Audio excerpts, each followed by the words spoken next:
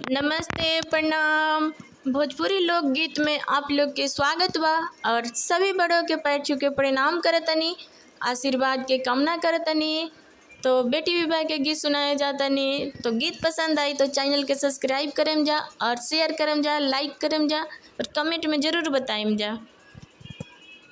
Quota ऊपर कोटे ऊपर मुरुगवा बोले हो मुरुगवा बोलिया सोहावन लागे हो मुरुगवा बोलिया सोहावन लागे हो।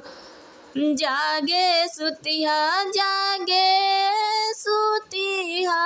अपन पापा हो तोरा घरवाया जू चोरिया हुई है हो तोरा घरवाया जू चोरिया हुई है हो। जागे सुतिया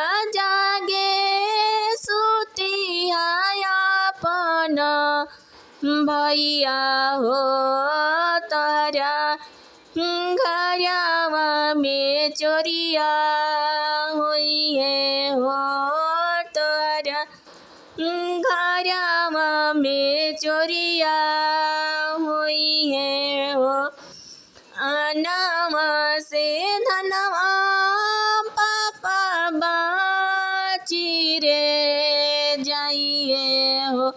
सुंदर दियावा चोरिया होइए हो। सुंदर दियावा चोरिया होइए हो। गाना गुड़ियावा भैया बाची जाई है हो।